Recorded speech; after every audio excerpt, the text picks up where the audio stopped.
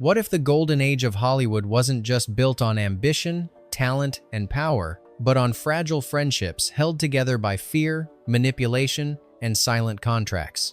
Behind the glamorous smiles captured in press photos and red carpet galas were relationships far more complicated than the headlines ever admitted. Some were forged in the fires of shared struggle, others fractured by betrayal so deep it never healed. In an industry where studios controlled not just careers but personal narratives, even genuine friendships were filtered through a lens of publicity. Were these bonds ever real? Or were they carefully staged to sell a film, bury a scandal, or mask something the public wasn't ready to know? From whispers of romantic tension to fierce rivalries dressed as brotherhood, the stories you're about to hear aren't about co-stars who merely worked well together. They're about friendships that shaped destinies and, in many cases, destroyed them. You may think you know Marilyn, Bette, Bogart, or Brando, but what if the person they trusted most was also the one who cost them everything? Let's pull back the curtain on 20 forgotten alliances, some tender, some toxic that rewrote the rules of fame. Which of these friendships do you believe was truly real, and which was just another Hollywood performance? Fact 1. Bette Davis and Joan Crawford frenemies before the word existed. They were Hollywood's reigning queens, each commanding, poised, and utterly unforgiving. When Bette Davis and Joan Crawford crossed paths, the studio system didn't just see box office gold, it saw dynamite. But underneath the surface of shared fame was a slow-brewing hatred that even their most iconic collaboration couldn't hide. They were first linked in the 1930 seconds, when Bette fell for an actor Crawford, casually married. That wound never closed. While studios fanned rumors of rivalry for publicity, the truth was more vicious. Bette called Joan a man's idea of a woman, mocking her cosmetic surgeries and string of high-profile affairs. Joan, in turn, dismissed Bette as desperate and jealous. Yet in 1962, whatever happened to Baby Jane forced them into the same frame, two aging stars in a horror film that eerily mirrored their real-life bitterness. On set, Bette accused Joan of deliberately injuring her. Joan retaliated by sabotaging Bette's Oscar campaign. The film was a hit, but their friendship, if it ever existed, was annihilated on screen. Was their feud entirely real? Or a performance so convincing it outlived the cameras? Fact 2. Marilyn Monroe and Ella Fitzgerald, a table for two that changed everything. Few friendships in Hollywood broke barriers like this one. Marilyn Monroe, the blonde bombshell of the silver screen, wasn't supposed to have anything in common with Ella Fitzgerald, the jazz legend whose voice could melt the hardest hearts. But in 1955, the unlikely happened. Ella was barred from performing at the Mocambo nightclub in Los Angeles, not because of talent, but because of her skin. Marilyn, already a rising icon, quietly called the owner and made a deal. If Ella performs, I'll sit front row every night. The club agreed, Ella got the gig, and Marilyn kept her promise. But this wasn't just charity, it was a bond born out of mutual respect. Marilyn admired Ella's raw power and humanity. Ella later said, "I owe Marilyn a real debt. She was ahead of her time." Yet the press barely mentioned it. Studios didn't want their starlet associated with civil rights. Some even warned Marilyn to stay away. She didn't listen. Behind the image of a breathy, naive blonde was a woman choosing friendship over reputation and rewriting the rules of stardom in the process. Was it loyalty or rebellion? Fact 3. James Dean and Marlon Brando, the shadow that never left. They never co-starred. They rarely smiled in the same photo. Yet James Dean followed Marlon Brando like a phantom. Their connection, if it can be called, that was obsessive, intense, and laced with something darker. Dean idolized Brando, mimicked his style, and even bought a motorcycle to match his. He once sent Brando a pair of bongo drums with a note, "Teach me, you're the only one who can." Brando never replied. He found Dean a pest, yet couldn't seem to shake him. Rumors swirled about secret meetings, coded tension, even unspoken attraction. Some insiders whispered that Dean wanted not just Brando's approval, but his identity. Others claimed Brando saw too much of his younger self in Dean and couldn't face it. When Dean died in a car crash at 24, Brando said little, but he kept Dean's name out of interviews for years, as if silence could erase the bond. Was it hero worship, rivalry, or a mirror too terrifying to look into? Fact 4. Katharine Hepburn and Spencer Tracy love in silence, friendship in shadows. Their on-screen chemistry was magnetic, sophisticated banter, subtle glances, mutual respect. For 9 films and over 25 years, Katharine Hepburn and Spencer Tracy were Hollywood's most enduring duo. But what most didn't know was that their partnership extended far beyond the script into a complex, private bond that defied labels. Tracy was married, Catholic, and burdened with guilt. Hepburn was independent, unapologetic, and fiercely devoted. She nursed him through alcoholism, shielded him from scandal, and stood by his side even when he refused to divorce his wife. But they never spoke publicly of being a couple. In fact, Hepburn didn't acknowledge the depth of their bond until after Tracy's death. She called it a friendship built on loyalty, not possession. Was it romantic love, an emotional dependency, or simply two lonely giants leaning on each other in a ruthless world? What's certain is that theirs was not a scripted romance. It was a friendship, real, raw, and tragically unspoken. Fact 5. Humphrey Bogart and Peter Lorre. The smile behind the cigarette smoke. In the smoky backrooms of Warner Brothers, Humphrey Bogart and Peter Lorre were a strange pair. One, the masculine icon of noir. The other, the twitchy outsider with haunted eyes. But beneath their public images, they shared a bond forged by alienation and dark humor. They met during the Maltese Falcon, and Laura quickly became Bogart's favorite drinking companion. Bogart would joke that Laurie was the only guy who didn't try to impress me. Laurie, in turn, trusted Bogart enough to share his fears about being typecast, exiled, and forgotten. But their friendship had shadows. Laurie's addiction issues worsened as his roles shrank. Bogart, now a legend, remained loyal but distant. When Laurie died in near obscurity in 1964, few from Hollywood showed up. Bogart had passed years earlier, but those who knew them said Laurie never found another friend like him. Two misfits, one silent bond, one swallowed by legacy, the other by silence. Fact 6. Elizabeth Taylor and Montgomery Clift, the angel and the wreckage. She was radiant, worshipped, untouchable. He was delicate, tortured, and self-destructive. Elizabeth Taylor and Montgomery Clift seemed like opposites, but behind the camera, their friendship became a sanctuary. They met on a place in the sun, and a fierce loyalty blossomed instantly. Clift, closeted and conflicted, found in Taylor a protector. She offered him comfort without condition. He once said, "She's the only person who sees me." But tragedy struck in 1956. After a dinner at Taylor's home, Clift crashed his car outside. Taylor ran to the wreckage, pulled teeth from his throat to keep him from choking, and stayed with him until help arrived. He survived, but his career, his face was never the same. Taylor refused to let him disappear. She demanded studios cast him. She fought for his insurance. She made him visible when everyone else looked away. Yet the pain never left. He died young, and Taylor never spoke of him without a shadow in her voice. Was it love? Or a friendship deeper than love? One too raw for Hollywood to understand. Fact 7. Frank Sinatra and Sammy Davis Jr. brotherhood in the crosshairs. In an era where race dictated status and survival, their friendship was both revolutionary and risky. Frank Sinatra, the chairman of the board, was untouchable. Sammy Davis Jr., despite unmatched talent, was still seen by the industry as the help. But when Sinatra brought Davis into the Rat Pack, it wasn't a favor, it was a statement. Sinatra defended Davis publicly and privately. When a venue refused to book Davis, Frank refused to perform. When Davis faced threats for marrying a white woman, Sinatra stood beside him even as sponsors threatened to walk. But it wasn't just about race. Davis once said, "Frank saw me as a man before anyone else did. They joked, drank, and performed like brothers." Yet behind the laughter, there was tension. Some insiders whispered that Davis was kept in check by Sinatra's dominance, that even in loyalty, there were limits. Was their bond genuine? Yes. Was it equal? That's harder to say. What's clear is this.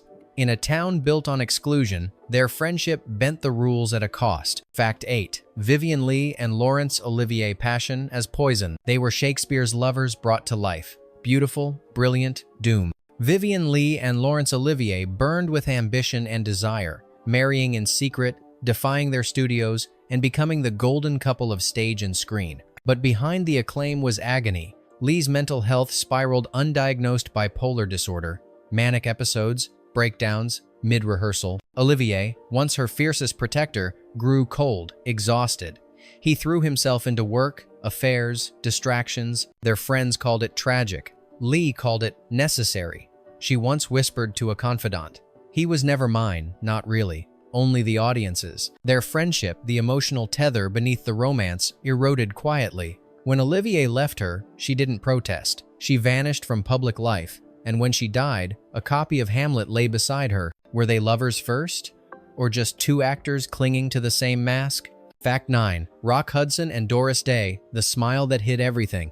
To the world, they were the perfect pair. Doris Day, the sunny sweetheart, and Rock Hudson, the dashing gentleman. On screen, their chemistry lit up comedies and romances. Off-screen, their friendship was deeper and more guarded than anyone knew. Doris knew Rock's secret long before the public did. In an era where homosexuality meant career suicide, Hudson lived behind a carefully constructed facade, and Doris protected it fiercely. She turned away reporters, shut down invasive questions, and made sure their public image stayed clean. But their friendship wasn't just protection. They shared meals, fears, and phone calls deep into the night. When Hudson was diagnosed with AIDS in the 1,980 seconds, it was Doris who visited him quietly, risking reputation and press backlash. She once said, "He was the kindest man I've ever known, and the loneliest." In a town built on illusion, their friendship was one of the few things that was real. Fact 10. Lucille Ball and Desi Arnaz lovers. Business partners, strangers. They built an empire on laughter. I Love Lucy wasn't just a sitcom, it was a revolution. Behind it stood Lucille Ball and Desi Arnaz, wife and husband, actor and producer, co-creators of a brand that changed television forever. But while America laughed, their marriage unraveled. Desi drank. He cheated. The pressures of running Desilu Productions exposed rifts that comedy couldn't cover. Lucy, ever the perfectionist, became emotionally distant. They fought quietly, then viciously. On set, they still held hands. At home, they barely spoke. Their divorce in 1960 shocked the public. But here's the twist. After the marriage ended, their friendship deepened. Lucy later said, "I never stopped loving him. I just couldn't live with him." Desi once told a friend, "She was the greatest partner I ever had in business and in life." They never remarried, but they never truly let go. Is it possible to lose love, but keep the friendship that built it? Fact 11. Audrey Hepburn and Gregory Peck. A postcard that lasted a lifetime. Roman Holiday was Audrey Hepburn's breakout role. Gregory Peck was already a star. On set, they formed a quiet, respectful friendship, one that didn't ignite tabloids or scandal, but endured for over 4 decades. Peck insisted that Hepburn get top billing, a gesture of genuine support, not ego. Hepburn, in return, sent him postcards every year until her death. When asked why he loved her so much, Peck replied simply, "Because she was kind." There were no affairs, no falling outs, just two people who understood fame's isolating weight and chose to carry it together, silently. When Peck delivered Audrey's eulogy, his voice broke only once. Some friendships in Hollywood didn't need headlines, they just needed truth. Fact 12. Ingrid Bergman and Alfred Hitchcock, tension behind the lens. Their collaborations were iconic, spellbound, notorious, under Capricorn. But behind the camera, Ingrid Bergman and Alfred Hitchcock's relationship simmered with unease. Hitchcock admired her talent, her control, her foreign mystique, but he also tried to mold her emotionally, psychologically. He directed her like a puppet, whispering motivations no one else could hear, pushing her toward emotional exhaustion. Bergman didn't resist at first, but when she began questioning his motives, especially in Under Capricorn, where critics accused him of sabotaging her performance, the cracks widened. She later described him as a man who understood fear better than friendship. They stopped working together, quietly, without scandal. But when asked about Hitchcock years later, Bergman gave a rare, curt answer. "He taught me a lot. I wouldn't call him a friend." Was he shaping her art or suppressing her voice? Fact 13. Tony Curtis and Jack Lemmon comedy, Camaraderie, and The Invisible Divide. Some Like It Hot remains a landmark in cinematic comedy, and so does the chemistry between Tony Curtis and Jack Lemmon. On screen, they were perfectly in sync. Timing, energy, chaos, and charm. Off-screen, things weren't always that smooth. Curtis, known for his vanity and hunger for the spotlight, often felt overshadowed by Lemmon's natural comedic instincts. Lemmon, ever the professional, found Curtis erratic and self-promoting. They laughed together, but didn't dine together. They shared scenes, but not lives. Yet, despite personal distance, there was a strange loyalty. Decades later, Curtis referred to Lemmon as one of the few people who never pretended in this town. Lemmon, when asked about Curtis, paused and said, "He tried hard, sometimes too hard." They were never friends in the traditional sense, but perhaps they didn't need to be. What they shared was respect, born from surviving the same circus and never dropping the act. Fact 14. Joan Fontaine and Olivia de Havilland sisters, divided by stardom. Blood doesn't guarantee friendship, especially in Hollywood. Joan Fontaine and Olivia de Havilland were sisters, actresses, and Oscar rivals. What began as sibling rivalry turned into a lifelong Cold War. Their tension started young, competing for roles, praise, even affection. When Joan won the Oscar for Suspicion in 1942, beating Olivia, who was nominated the same year, she claimed Olivia refused to congratulate her. Olivia claimed Joan exaggerated everything. Years passed. Rumors thickened. Public appearances turned icy. At their mother's funeral, Olivia reportedly didn't invite Joan. Joan later quipped, "You can't lose what you never had." Two women, same bloodline, same spotlight. A friendship that might have changed both their lives had it ever existed at all. Fact 15. Clark Gable and Spencer Tracy Titans who never trusted. Clark Gable was MGM's golden god, rugged, confident, adored. Spencer Tracy was its moral compass, layered, introspective, respected. The studio wanted them to be friends. The public assumed they were. In reality, Gable resented Tracy's effortless performances. Tracy bristled at Gable's dominance and lack of discipline. On set, they were cordial. Off set, they rarely spoke. The only thing they truly shared? Mutual paranoia. Both feared losing favor with MGM. Both knew the system pitted stars against each other even as it sold images of camaraderie. When Tracy once complimented Gable's performance in Gone with the Wind, insiders claim Gable responded flatly, "Must have been a good editor." It was Hollywood's most convincing illusion. Two icons, standing side by side, miles apart. Fact 16. Orson Welles and Joseph Cotten, a friendship eclipsed by a masterpiece. Citizen Kane made Orson Welles a legend and Joseph Cotten his most trusted collaborator. Together, they were bold, subversive, and seemingly inseparable. Cotten often described Welles as the most brilliant man I ever knew. Welles called Cotten my better half on screen. But brilliance breeds shadows. As Welles became increasingly consumed by his own myth, Cotten was pushed aside. Their later collaborations were brief, strained. Cotten's rising career stalled, while Welles vanished into exiles of his own making. They never fought publicly. There were no scandals, no betrayals, just silence. Cotten once admitted, "With Orson, you didn't lose the friendship, it just evaporated." In the end, Citizen Kane immortalized them both, but only one name was etched in stone. The other faded, watching from the wings. Was their friendship sacrificed for genius, or simply collateral damage? Fact 17. Shirley Temple and Judy Garland, child stars, different fates. They were America's little darlings. Shirley Temple, with her dimples and curls. Judy Garland, with her voice that pierced through innocence. The studios sold their images as sunshine, but behind the scenes, they were rivals made so by design. MGM dropped Temple after she aged out of cute. Garland, meanwhile, was told she wasn't pretty enough. Temple once said, "Judy had to work 10 times harder for half the praise." Garland said nothing, but later confessed that Temple's shadow haunted her early years. They met only briefly as adults, both ravaged by what childhood stardom stole. Temple found diplomacy. Garland found pills. Their friendship never had time to bloom because Hollywood never let them stand still long enough to become real girls. Two paths, one machine, one survive. Fact 18. Gloria Swanson and Cecil B. DeMille, worship or war? She was silent cinema's fiercest goddess. He was its most powerful prophet. Gloria Swanson and Cecil B. DeMille were bound by ambition and aesthetics, but their friendship was more performance than truth. DeMille launched Swanson into superstardom. She called him a father figure, but when her fame waned and scandals piled up, DeMille vanished. Swanson later said, "He created me, then abandoned me." The cruel irony? In Sunset Boulevard, Swanson played Norma Desmond, a forgotten star who yearns for DeMille's attention. In one chilling scene, DeMille appears as himself, comforting her, on camera, for the world. It was fiction, but it wasn't far from the truth. Was it closure or humiliation? Fact 19.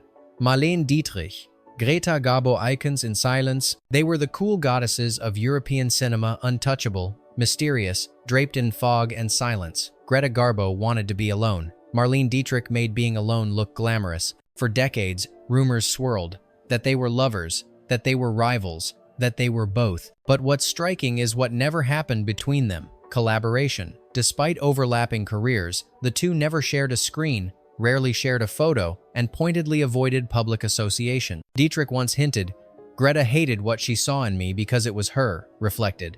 Others claimed they had a secret affair in the 1,920 seconds. and parted bitterly. Whatever the truth, it was buried deep. Garbo never spoke of Dietrich. Dietrich refused to discuss Garbo by name. Two women, both immortal, and yet never able to exist in the same frame. Was it envy, heartbreak, or something too dangerous to name? Fact 20. Charlie Chaplin and Douglas Fairbanks, the brotherhood that fame couldn't save. In the early 1920 seconds, Charlie Chaplin and Douglas Fairbanks were more than megastars. They were revolutionaries. Along with Mary Pickford and D.W. Griffith, they founded United Artists, a studio meant to give actors control over their art. For a time, their friendship was joyful, powerful, and unbreakable. They sailed yachts, vacationed in Europe, and joked about being the kings of cinema. But empires strain under ego. As Fairbanks's career declined and Chaplin's political controversies mounted, distance crept in. Chaplin became reclusive. Fairbanks grew resentful. The camaraderie they once sold to the world soured into polite distance. Fairbanks died in 1939. Chaplin attended the funeral alone, quiet, unphotographed. In the end, they built a legacy together, but couldn't survive the weight of it. Did they outgrow each other, or did Hollywood outgrow them both? Bonus fact: Montgomery Clift and Marilyn Monroe, the lonely twins of fame, they were never lovers. They rarely shared the same frame. Yet Montgomery Clift and Marilyn Monroe shared something far deeper and far more dangerous. Both were icons of vulnerability. Both struggled with mental health, addiction, and the weight of being projected upon by millions. And both, in their most desperate moments, turned to each other not for answers, but for understanding. They met on the set of The Misfits and reconnected during Freud. Monroe once called Clift the only person I know who's in worse shape than I am, and I love him for it. Clift described her as a mirror I hate looking into. Their friendship wasn't built on longevity, but on survival.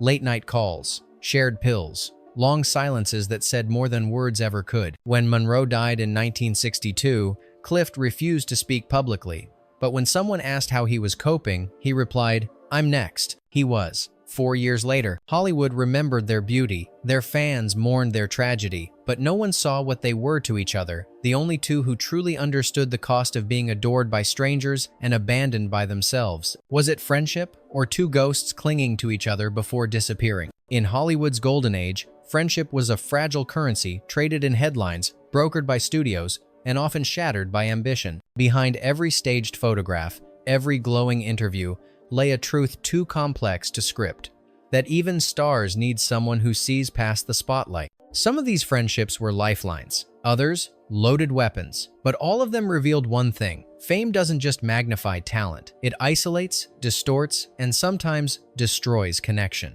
Now, we ask you, which of these friendships felt the most genuine? Which ones do you think were nothing more than a manufactured illusion? Let us know in the comments.